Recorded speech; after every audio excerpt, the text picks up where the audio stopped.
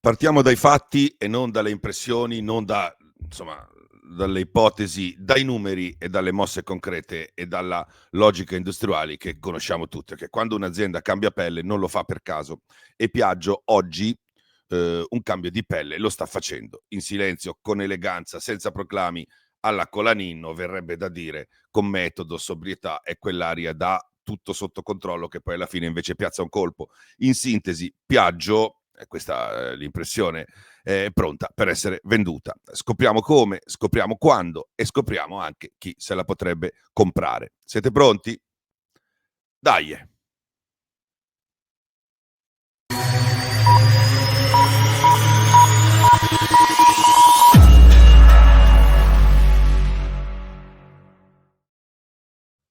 Ciao da Mister Helmet, parliamo di Piaggio e andiamo subito al sodo. L'analisi finanziaria di Piaggio dice, insomma, almeno per quanto riguarda il fatturato e la redditività, è che negli ultimi 6 anni Piaggio ha mostrato un andamento positivo del fatturato con ricavi operativi che sono aumentati da 799,5 milioni di euro del 2018 a 1 miliardo 246 milioni circa di euro nel 2023. Questo rappresenta una crescita complessiva del 56% in 5 anni, con un tasso di crescita annuale composto di circa 9,5%. La redditività, misurata attraverso l'EBITDA, ha mostrato un trend crescente, passando dai 103,2 milioni di euro del 2018 a 211,6 milioni del 2023, con un margine, con un EBITDA che è aumentato dall'11,4 al 16,9%. L'utile netto ha seguito un percorso simile, passando da 35,5 milioni di euro del 2018 a 90,6 milioni di euro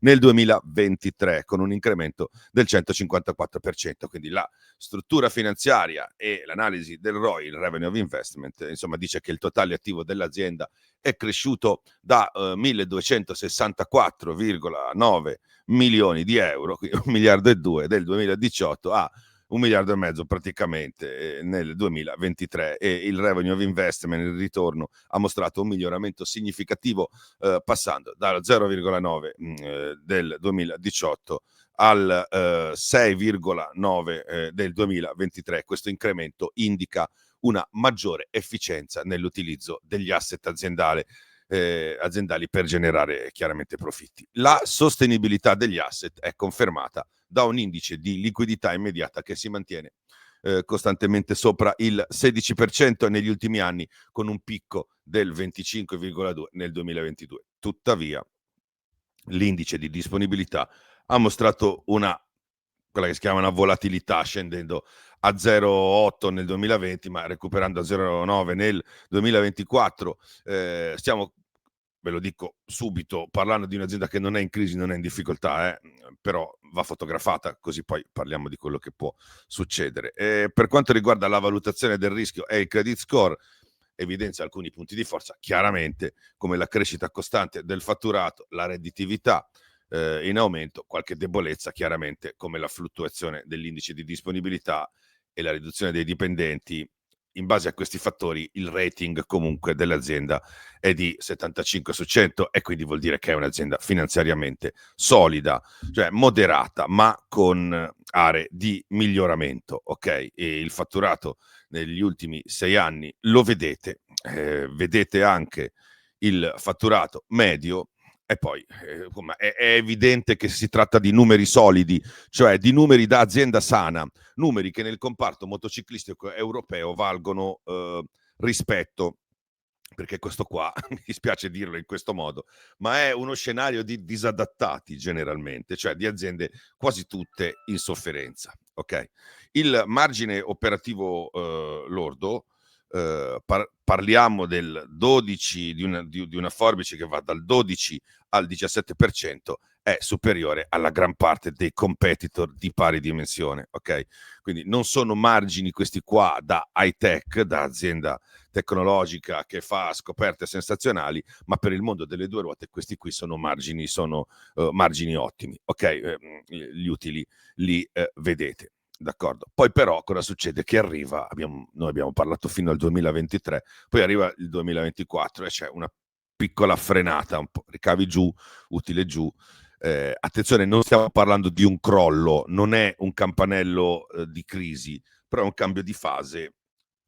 E per chi dico questo e non che l'azienda è in crisi, non che io la voglia difendere a tutti i costi, perché essenzialmente quando un'azienda passa dalla corsa all'altalena, all'elastico, quando il grafico non sale più ma nemmeno crolla, però inizia a oscillare, insomma cambia un po' la postura di chi la guida, cioè non basta più andare bene, bisogna decidere cosa si vuole fare da grandi. Ma come da grandi Piaggio è un'azienda che ha 50 anni, da grandi intesi rispetto allo scenario che sta cambiando in maniera significativa, rapida, repentina nell'ultimo periodo per tutta una serie di cose che sapete che stanno succedendo nel mondo. Ok, quindi la vera forza di Piaggio, però, quello che è la cosa importante da capire è che non sono i numeri, però, ma il brand. Piaggio è un'azienda solida, ok? Ha dei punti di forza evidenti, ha un brand forte con posizionamento premium riconosciuto a livello globale, ha una robusta crescita, una marginalità, insomma, negli ultimi esercizi superiore al benchmark di settore, ha una solida posizione netta, un PFN fortemente negativo, quindi una cassa netta, quindi un PFN negativo indica una posizione finanziaria robusta, cioè livelli di cassa o liquidità superiori all'indebitamento finanziario. E poi ha un'apertura internazionale, diversificazione geografica che la aiuta e limita i rischi di mercato domestico, ovviamente tenendola obbligata a guardare tutto quello che succede dal punto di vista del resto. Quindi nonostante questo, nonostante l'azienda Piaggio sia comunque solida nei bilanci, la sua forza non è lì. La forza sta nei marchi. Vespa è uno dei pochissimi marchi europei delle due ruote considerati oggetto aspirazionale nel mondo. Cosa vuol dire aspirazionale? Vuol dire che è un sogno, è ancora un sogno per molti, sì, la Vespa. Aprilia e Moto Guzzi sono invece marchi storici, più o meno storici, con fascino misto a modernità. Moto Guzzi nel primo racing e poi nella storia, Aprilia nel racing più recente, in alcuni risultati, tanti titoli mondiali, marchi un po' più giovani. Sono marchi rispettati e rispettabili che si possono guardare alle spalle voltandosi, trovando della storia, molta storia. Persino Aprilia ha veramente tantissima storia nel racing. E poi ci sono i marchi nel cassetto, quelli di Piaggio, di quelli parliamo dopo a parte. Insomma, se vai in Asia, che è il termometro del mercato motociclistico, spesso un 125 Piaggio costa quanto due scooter locali e la gente lo paga, questi soldi li paga perché vuole quella forma, quel nome, quell'idea, quel marchio lì che la fa sentire diciamo posizionata socialmente in maniera superiore. Chi sta bene in quei posti lì, per fare una sintesi, ha una Vespa, ha un Piaggio, e qui casca l'asino, che non sono io, spero. Cioè, oppure si apre l'opportunità per Piaggio.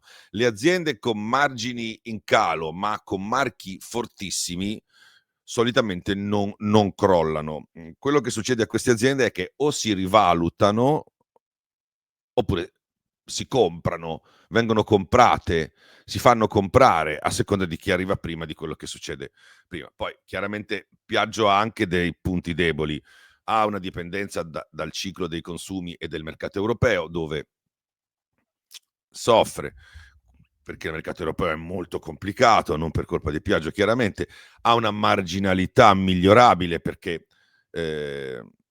rispetto ai leader mondiali di settore, nonostante la crescita, Piaggio fa fatica da quel punto di vista lì. Ha una volatilità dei ricavi, ne abbiamo detto, è un andamento altalenante negli ultimi esercizi, con frequenti oscillazioni year over year, anno dopo anno, lo abbiamo visto, e ha un elevato peso dei costi fissi e dei servizi, con necessità continua di rincorrere innovazione ed efficientamento per stare al passo con i player più aggressivi, che sono poi quelli lì dell'Asia, ok? Però se noi guardiamo il settore e guardiamo i concorrenti, parlando di Europa, giusto per mettere Piaggio all'interno di un contesto, di uno scenario, di KTM ho parlato tanto, ha fatto anni di boom, ora è in piena fase di riassetto con Pirer che smonta e riassembla partecipazioni, anzi non smonta più niente perché l'hanno fatto fuori, addirittura è di poche ore fa la notizia che adesso Peer Mobility si chiamerà Bajaj Mobility, e quindi questo taglia la testa a ogni toro possibile. E poi insomma in una situazione molto particolare, KTM certo non è un esempio. Ducati va forte, però è in compressione, cioè è completamente inserita, incastonata dentro il mondo Audi, Volkswagen, e quindi non è più un'azienda libera, non è più un parametro. MV Agusta, chi segue Mr. Helmet lo sa che rischia di finire ai cinesi o in qualche fondo, sempre che non stia già succedendo. Poi Benelli e Morini, marchi italiani per dire, cinesi lo sono già, e Royal Enfield, che è un marchio europeo, se ci allarghiamo un po', è sotto Mahindra, e segnatevi questo nome Mahindra. Poi c'è il mercato asiatico, Honda, Yamaha, Suzuki fanno i numeri grandissimi dappertutto, gli indiani di Bajaj, TVS, Hero e Mahindra, ne abbiamo parlato. Io ho fatto 2 video specifici sui giapponesi, parlando della loro situazione, delle loro dimensioni, dei loro mercati, e anche un video sugli indiani, parlando delle loro situazioni, punti di forza e debolezza, della loro crescita e dei loro mercati. Poi non ho parlato dei cinesi di Longqin, QJ, CF Moto, Zhongsheng, e segnatevi quest'altro nome, Zhongsheng, però il riassunto, la sintesi è che questi producono volumi mostruosi, però non hanno il tocco premium europeo che ha Piaggio. Anche Honda, che è figa un bel po', perché Honda è Honda, non fa Vespe. Okay. Piaggio oggi è nel mezzo, non è il gigante asiatico Honda, Suzuki, Yamaha, non è la boutique italiana stile Ferrari, forse per fortuna. Piaggio è il leader mid premium europeo, ok? Che secondo me è una delle situazioni più golose dal punto di vista del posizionamento, perché offre molte possibilità. Nella storia industriale, sempre, non c'è eccezione, finisce sempre così, il leader mid premium fa praticamente sempre una mossa: o diventa gigante con un partner, o viene comprato da un gigante per alzare la propria fascia, cioè oppure rimane da solo, e allora molto spesso fa una brutta fine. Quasi sempre nel tempo il tempo gli è nemico, ok? C'è un tema che va affrontato, che è quello dell'elettrico, cioè il fastidio dell'elettrico, lo chiamo io, bisogna parlare chiaro. Sull'elettrico Piaggio è presente, ma non è protagonista. Ha fatto la Vespa elettrica, ha fatto delle cose elettriche, a volte anche con molto anticipo rispetto a dei competitor. Però Vespa elettrica bella, futuristica, patinata, però ha venduto in numeri bassissimi. È più un oggetto da salotto, un esercizio di stile, una dimostrazione, uno sfoggio di capacità. Non è una svolta di mercato, non è che Piaggio ha detto facciamo la Vespa elettrica che se la comprano tutti, che costa una... No. In Asia e in India invece, che sono i mercati che guidano il trend mondiale, l'elettrico, il boom elettrico ormai è consolidato e va via come un treno. Non vi sto ad elencare i marchi leader, perché ho fastidio nel parlare di elettrico, però in Cina non ti chiedono più se vuoi un elettrico, ti chiedono quale vuoi, o al limite ti chiedono ma perché vorresti comprare un motore termico per quegli scooter lì. Vale così anche per le macchine. Avete visto che anche i marchi che non facevano automobili adesso le fanno, addirittura marchi di telefonie fanno automobili senza problemi. Per le auto ti fanno la stessa domanda, a meno che non si tratti di una supercar per la quale il motore termico è il valore aggiunto esso stesso. Vabbè, Piaggio è rimasta in mezzo, ha le competenze tecniche, quelle non ne discute nessuno, però non ha ancora scelto se diventare leader elettrico, provarci, o difensore del termico di lusso, provarci, appunto come quelli che fanno le supercar. E anche questo conta nella lettura strategica. Quindi potrebbe esserci, ma vi anticipo qualcosa, un colosso asiatico dell'elettrico che potrebbe volersi comprare Piaggio, non per la tecnologia, perché quella ce l'ha, ma per l'aura del marchio, ok? Così fa le cose elettriche a forma di Piaggio, le cose elettriche che faceva prima, che però prima di fare i volumi ce ne vuole, ok? Qui entrano in gioco i Colaninno Brothers, che hanno fatto quello che si chiama il taglio della piramide. È una notizia di qualche giorno fa. I fratelli Matteo e Michele Colanino hanno deciso di accorciare la catena di controllo, si dice così, come dice anche Milano Finanza, ok? Tradotto, hanno tolto uno scalino dalla piramide, e quando cioè semplificando la struttura. E quando un imprenditore semplifica la struttura non è che lo fa per divertirsi o perché ha del tempo libero. Un livello in meno significa due cose: più controllo diretto, e quindi se vogliono governare tutto personalmente ora lo fanno più in fretta e senza intermediari, senza doversi accordare. E poi la seconda cosa è più facilità nel sedersi ad un tavolo di trattative con qualcuno, cioè quando tratti con banche o con potenziali partner, presentarti con una struttura semplice o semplificata è un vantaggio enorme. Okay? La tempistica per queste cose qui è chirurgica, potevano farlo 3 anni fa se gli fosse servito, quando Piaggio cresceva, potevano farlo fra 3 anni, non lo so, magari sarebbe stato troppo tardi, lo fanno adesso, mentre il ciclo commerciale rallenta un po', l'elettrico incalza, però non è ancora dominante, e il mercato europeo si satura e si mette a pensare, lo sapete, il mercato europeo come va. È una coincidenza? Non lo so, probabilmente è industria, cioè probabilmente il management Piaggio ha delle informazioni, no, senza probabilmente, che noi non abbiamo, che diciamo così, chi guarda non ha e che quindi può scegliere qual è il momento più corretto, più opportuno per fare determinate cose. Però non è stato zitto Colaninno, perché recentemente ha detto in un'intervista, che chiaramente si è voluto far fare, perché non è che uno intervista Colaninno se non vuole, possiamo resistere all'Asia, cioè l'Asia invaderà l'Europa, ma possiamo resistere. Questa è una intervista, mi pare, a due ruote. Ok, ma come resiste all'Asia Piaggio da sola? Come fa a resistere all'Asia? Secondo me buttandoci dentro. Quindi le Filippine e quegli altri posti lì sono la chiave, perché nel frattempo Piaggio, questa è un'altra notizia, apre una consociata direttamente nelle Filippine. Le Filippine non sono, diciamo così, uno dei tanti mercati emergenti, cioè le Filippine sono il quinto mercato mondiale delle due ruote, quindi 2,3 milioni di scooter e moto venduti ogni anno. Ok, quindi questa è una cosa importante di cui tenere conto. E soprattutto le Filippine sono terra di joint venture. Lì non hai solo clienti, hai partner potenziali, investitori locali, giganti giapponesi, cinesi e indiani che presidiano quell'area e che si incontrano, e Asia, le Filippine sono Asia, ma non sono Asia estrema, hanno un link con determinate situazioni, non sono la Cina, e quindi sono un terreno di incontro, ok? Forse quello che serve esattamente a Piaggio. Quando un'azienda vuole incontrare in territorio più o meno neutro, sceglie un posto così. Puoi incontrare i giapponesi, puoi incontrare i cinesi, puoi incontrare gli indiani. Sceglie un posto così. Perché Piaggio non è in stato di bisogno, ok? Questo deve essere molto chiaro.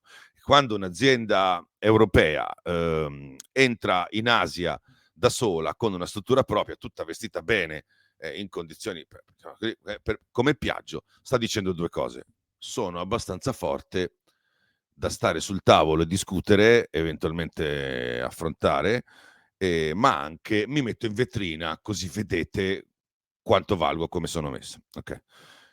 Ma come ti vengono in mente queste cose? Non è un progetto di 2 settimane, cos'è? Questa qua è una visione di mercato di medio e lungo periodo. Infatti la strategia di Piaggio attraverso i suoi marchi e le cose che Piaggio produce va avanti da anni, ok? Guardate la MotoGP, l'impegno è crescente, gli investimenti sono importanti, però mai dissennati, rischiosi e sempre nel budget. La produzione di modelli commemorativi indica una heritage, indica una presenza nel tempo, la celebrazione di una presenza che va avanti da anni. E infatti ci sono delle interviste recenti, anche qui non casuali, in cui mister Colaninno dice mi prendevano per pazzo anni fa con Aprilia, e invece adesso, vedete, all'Aprilia spendiamo €1 in meno del budget, ma non si vince con i soldi, ma con le idee. E poi vabbè c'è il discorso su Bezzecchi e Martino, ma quella è una parte sportiva un po' più mainstream, ma Michele Colaninno dice noi all'Aprilia investiamo per fare le corse, ma investiamo con intelligenza. Sì, servono i soldi, ma noi abbiamo soprattutto le idee, come dire, se qualcuno vuole investire, noi ci siamo. E soprattutto è tanti anni che Aprilia corre. E quindi dimostra di avere budget, ma non sprecarlo, di lavorare con le idee, di essere presente e di essere presente da tanto tempo. Anche l'esposizione sportiva ed eventuali successi servono ad essere vendibili, ad essere credibili. Non è più un'azienda di motorini e basta, ma è un'azienda completa con il blasone passato e recente, perché quello passato con Guzzi c'è e gli altri marchi sono altrettanto prestigiosi. Così quando l'Asia invaderà, come ha detto, definitivamente l'Europa, Piaggio potrà resistere da dentro l'Europa con le risorse che ha, ma anche combattendo da fuori, proprio come in Asia, no? Dalle Filippine, ok? Torniamo al pezzo che avevamo visto qualche minuto fa. Quindi ci sono due scenari possibili. Adesso voi mi fate la domanda, quindi cosa stanno facendo? Qual è l'obiettivo del video? Ve lo dico. Lo scenario A, l'imprenditore classico, old style, all'antica, si vuole tenere tutto e quindi semplifica, accorcia, rafforza, si fortifica, entra nei mercati emergenti, punta a gestire Piaggio come un gruppo indipendente che con la capoccia entra e cerca di bucare altri mercati resistendo per decenni. Però lì è come entrare, immaginate una scena di questo tipo, è come entrare in un bar di stronzi e staccare la spina al jukebox e poi fai a cazzotti, chiaramente, no? Ti vengono tutti addosso e magari le prendi anche, mentre lo scenario B prevede che la proprietà di Piaggio lucidi i gioielli e li esponga per valorizzarli, che insomma, rendendo la struttura leggibile, i conti stabili e il brand forte, e poi per aprire poi la porta, no, anche ad un partner industriale o finanziario selezionato, scelto, che entri da partner e non da padrone, il che, immaginando un altro scenario da bar, sarebbe come truccarsi e farsi accompagnare in un bar da uno del posto che è rispettato, che magari sa anche menare le mani così in quel bar, no? Che poi sarebbe il mercato. Non vai a prendere le botte. Quello che sta facendo Piaggio, ok, magari non è, questa è la mia ipotesi, magari non è una vendita secca, magari una partecipazione, uno scambio azionario, una joint venture evoluta, una offerta di partnership, un'alleanza, però comunque bisogna comunque vendere una parte, no? Quindi la logica è quella lì. Prima di tirare le somme, però, va messo sul tavolo anche un elemento concreto, che è quello dei rumors, perché al di là dei bilanci in ordine, sul campo la fotografia potrebbe essere un po' più sgranata, meno nitida di quanto appaia nei numeri ufficiali o di quanto la proprietà voglia fare apparire. Ci sono dei rumors, mi si permetta di citarli, poi se sono sempre pronto ad accettare tutte le repliche che mi potranno essere fatte, però insomma nell'ambiente si sente sempre più spesso che diversi concessionari Piaggio avrebbero ricevuto pressioni per assorbire molta produzione, quasi l'intera produzione, comprese le versioni speciali e i modelli più costosi, tipo la Aprilia RSV4 XGP, fatta per i 10 anni dal ritorno di Aprilia in MotoGP, una mostruosità, in senso buono chiaramente, venduta a 90.000 euro più IVA e prodotta in 30 esemplari già esauriti. Roba da fazzolettini proprio per gli appassionati, cioè per prendere da salviette umidificate, mi si permetta. Insomma, vabbè, comunque qualcuno dice esaurita con qualche dubbio, persino questa sembra sia stata spinta a qualche concessionario. Se è vero non lo so, ripeto, accetto smentite e spiegazioni, però insomma di fatto è che quando succedono queste cose qui non parliamo di vendita naturale, parliamo di scarico di volumi dalla casa madre alla rete per alleggerire i magazzini centrali e darsi un tono a livello di bilancio. È una pratica che nel breve fa brillare i conti, insomma, nel lungo rischia di creare stock gonfiati a valle. Non è una roba, è una roba che si fa abbastanza frequente, ma poi ripeto, pronto ad ogni smentita, ma quando è che un'azienda poi si cerca di mostrarsi più in forma di quanto sia realmente? Di solito lo fa non per vendere di più al pubblico, ma per vendersi meglio a qualcuno che guarda da fuori.